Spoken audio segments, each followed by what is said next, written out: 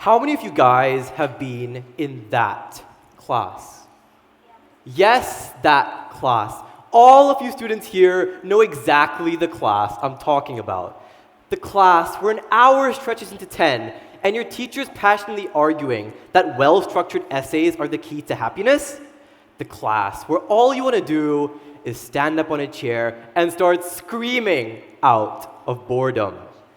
Just a few weeks ago, I was in that class.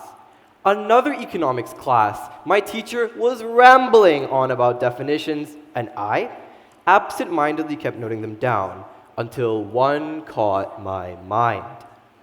Opportunity cost. Opportunity cost is what a business owner missed out on by spending money on the wrong thing. It's the better deal that they could have had. I quickly raised my hand. Miss? How would a business owner simply make a loss by buying something different? That's a good question, Aadit, she replied, and let me give you an example. Now, I know not everyone here in the audience has a doctorate in economics, and the graph I'm about to show you is really, really complex. But just please do try to keep up. Imagine a man runs a soup stall, and it's too hot, but no one's buying anything. He has $200 to fix the problem. He buys a fan, but instead, he could have used that money to sell ice cream. The lost chance to make more sales with ice cream, that's the opportunity cost. Suddenly, everything around me began to blur. The clicking of pens, the chatter of my friends nearby, it all faded. I wasn't in that class anymore. I was in my own head, replaying every moment I wasted, every hour I traded away for absolutely nothing.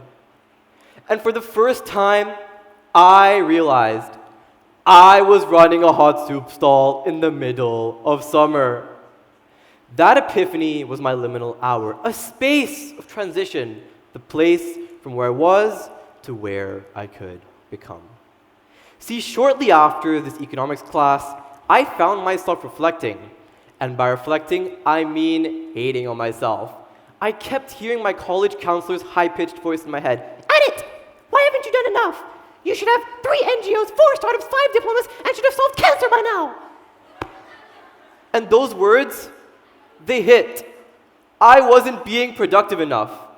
But after a pretty depressing self-hatred spree, I told myself, Aadit, this is it.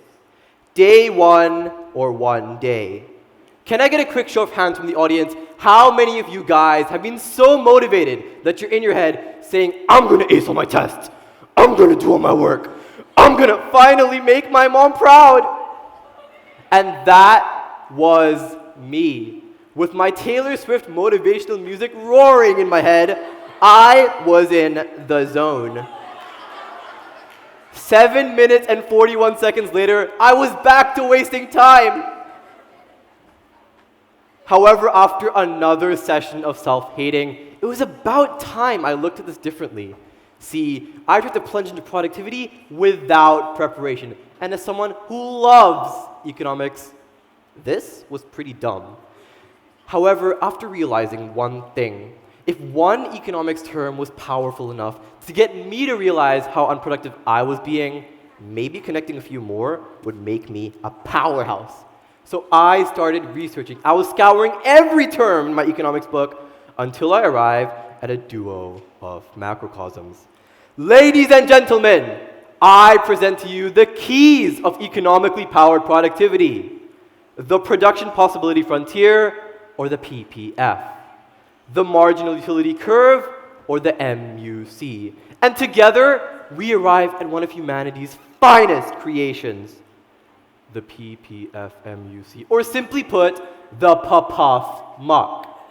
Yes, the Popov muck rolls right off the tongue. Sounds less like economics, more like a new Pokemon, but trust me, it works.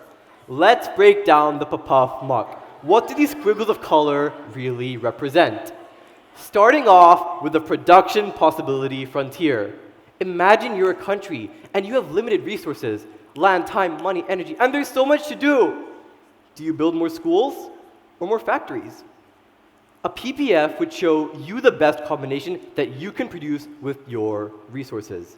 Now, replace schools and factories with studying and extracurriculars, the two things most important for our portfolios right now, and suddenly, that graph becomes very personal. It shows the balance we require between the two to reach optimal productivity.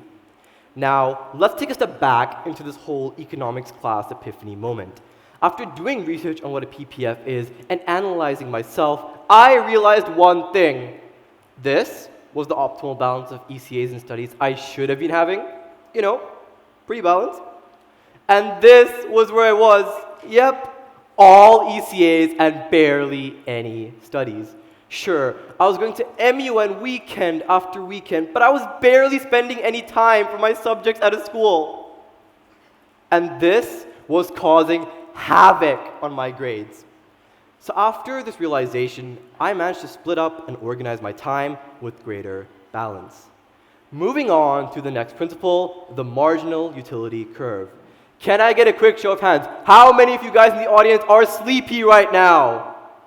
Whoa, I hope us speakers really aren't that boring. Us students, clearly, we're sleep deprived. I mean, my alarm first rings at 6, then 6:05, then 6:10, then 6:20. It's basically a DJ at this point. See, there's a principle called marginal utility, which is the added benefit you get by doing just a little more of something. Think about the first few hours of sleep you get. Perfectly vital, restoring energy, clearing your mind, and preparing you for the next day. And by the 8th or 9th hour, you've arrived at peak benefit. But the 11th or 12th, ironically, you're waking up more groggy and sluggish. All of that time didn't add any utility. So after understanding the principle of marginal utility and analyzing myself, I looked at the way I take breaks. See, whenever I was done with a study session, I'd spend 2 to 3 hours watching shows or playing games. However, after understanding the principle of marginal utility, I realized that all of this time after the first 30 minutes didn't add much to mental rejuvenation. And this was the final principle that cut down my breaks from fat clumps of hours to pockets of well-needed rejuvenation.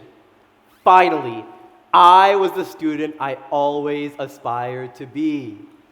See, back in that liminal hour of my economics class, I had the epiphany that I was running a hot soup stall in the middle of summer, wasting my best opportunities.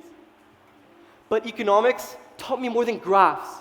It taught me that balance matters, that more isn't always better, and that even rest has its limits. And that's where I got my idea worth sharing. Your passions aren't just hobbies, but a set of lenses that you can philosophically look at to shape the world around you. Passion lenses, as I like to call them. Whether it's economics, music, football, or art, the lessons are always there, but only if we choose to see them. Thank you.